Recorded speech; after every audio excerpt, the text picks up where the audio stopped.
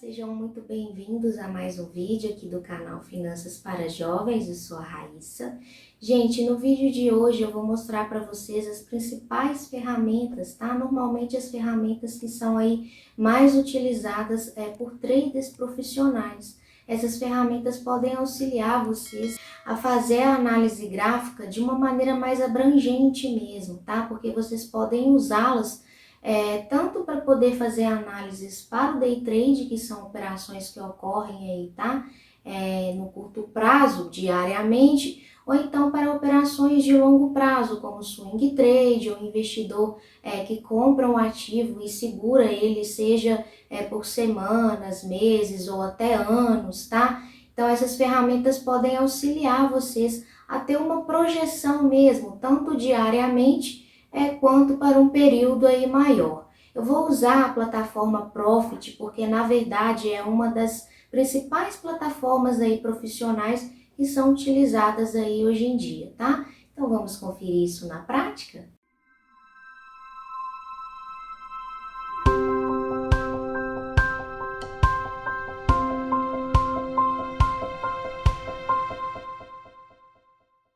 Bom, gente, então eu vou utilizar aqui o Profit Trader Clear mesmo para poder mostrar aí alguns desses indicadores que são mais utilizados pelos traders, tá? Lembrando que, pelo fato de serem aí, mais utilizados mesmo, eles estão presentes então em outras plataformas também profissionais aí que não sejam necessariamente o Profit, tá?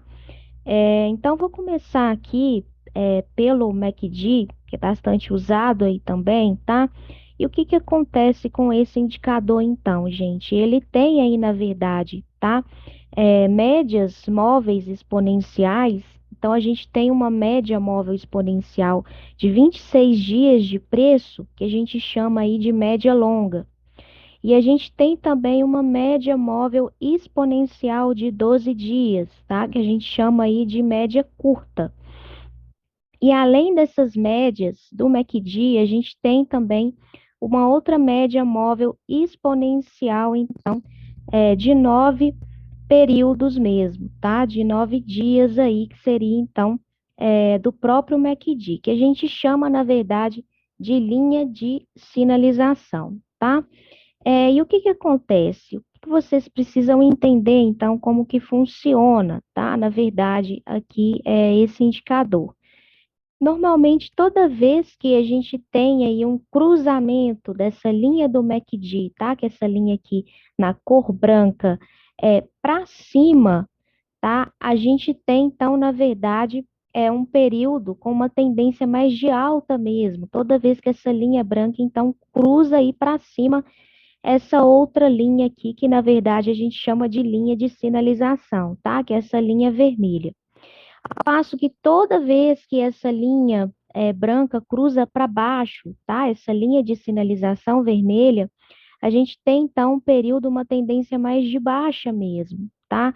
E quando a gente fica próximo de zero, então a gente está, na verdade, aí no mercado mais equilibrado mesmo, tá? Onde vocês têm aí um equilíbrio, então, da oferta e da demanda, tá? Ou seja, dos compradores e dos vendedores.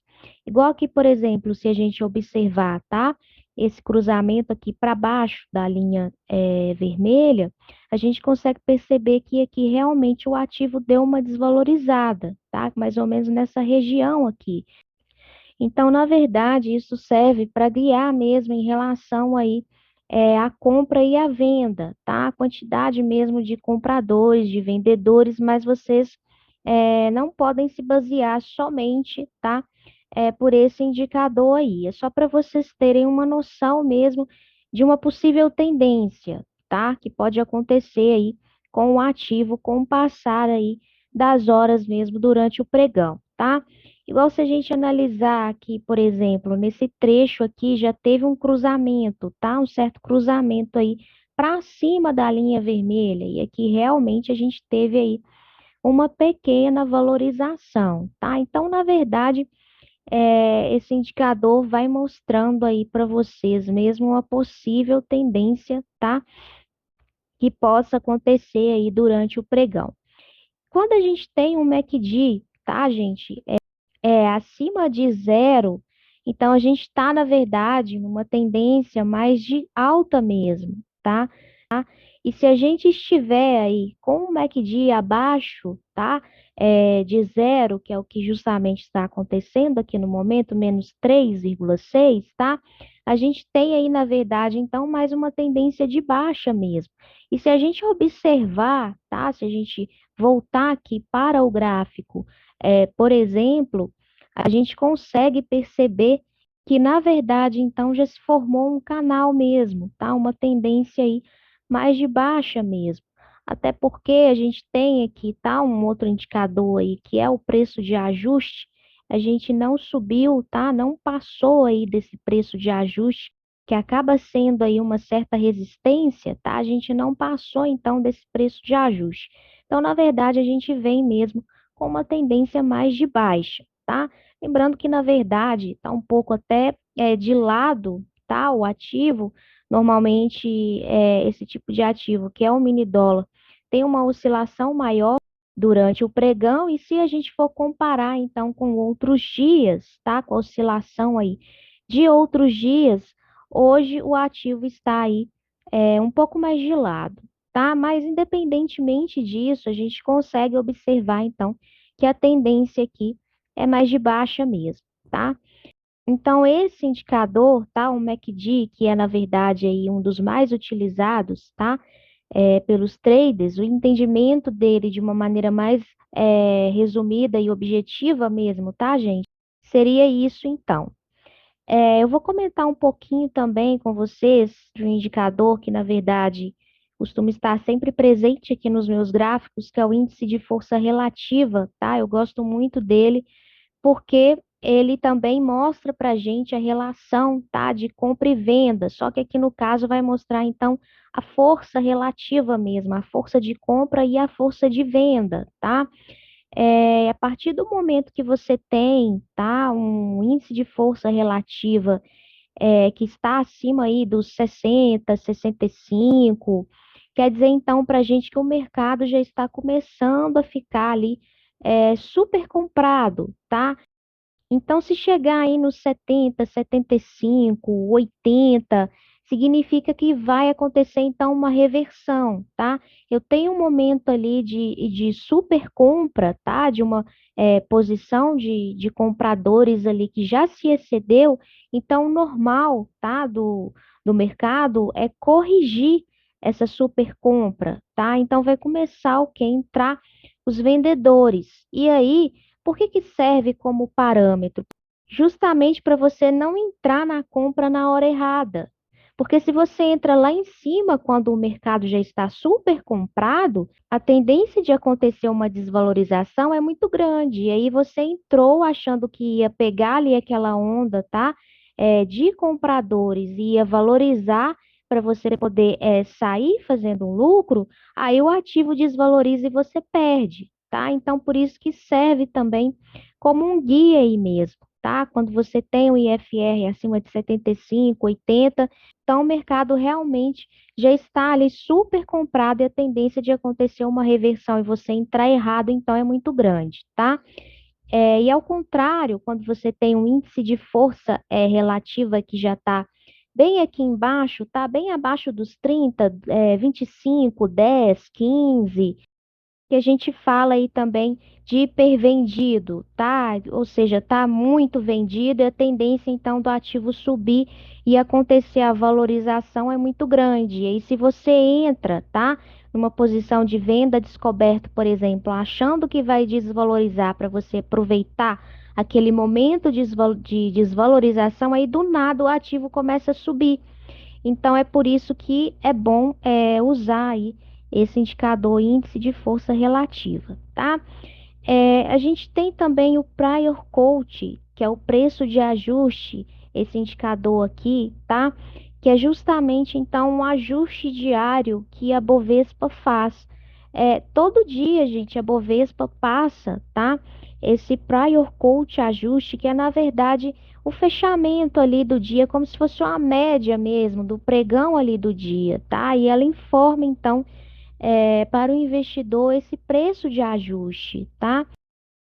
E aí alguns traders acabam usando esse prior coach ajuste como indicador mesmo, tá? Porque ele pode se tornar aí tanto resistência quanto suporte, tá? Igual aqui, por exemplo, eu posso dizer que eu tenho uma resistência nessa região aí do prior coach. Então, assim que o ativo passar dessa região, tá? Dessa resistência aqui, que é justamente na região do prior coach ajuste, a tendência de continuar subindo e atingir alvos maiores é muito grande. Então, serve também como parâmetro aí para o trader, tá?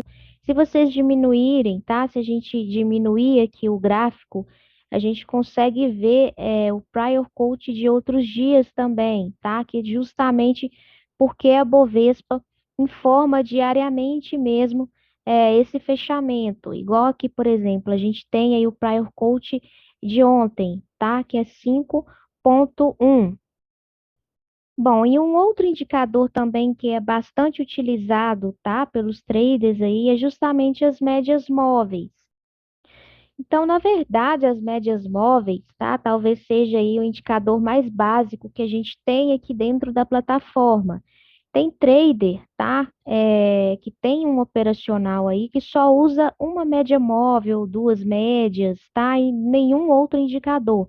Então, assim, é básico, é primordial que vocês tenham, tá? Esse indicador aí na plataforma de vocês.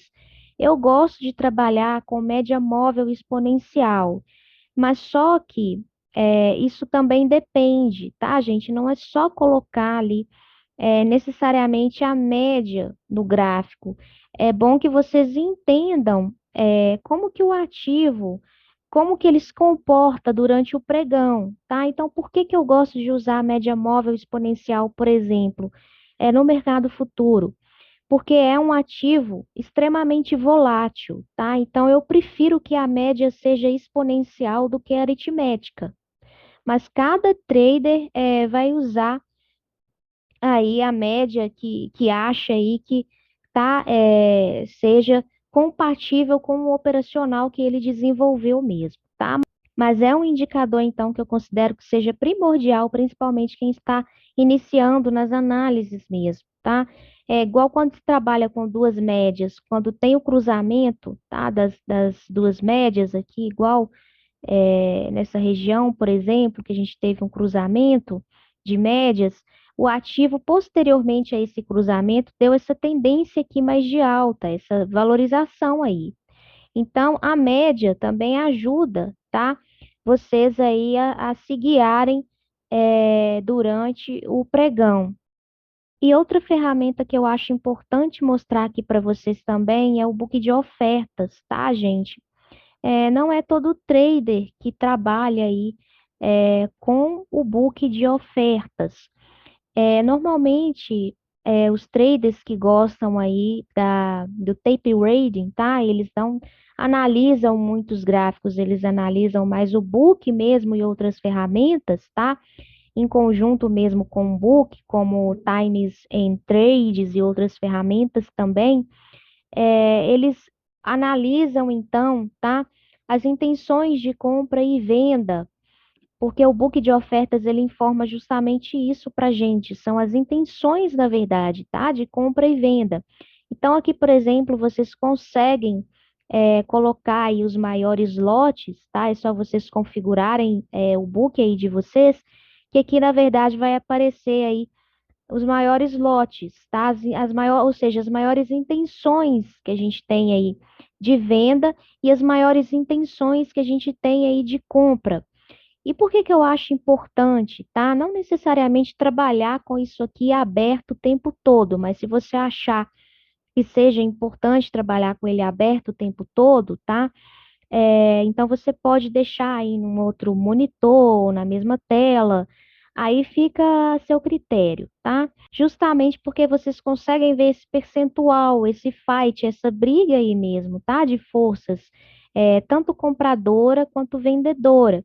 Então, quando a gente tem uma intenção de compra, por exemplo, que já está aí acima dos 60, 65, está quase chegando praticamente nos 70%, a gente tem uma oportunidade, tá? Assim, de entrada, tá? De entrar aí no ativo e pegar essa valorização do ativo. Só que tem que ter muito cuidado.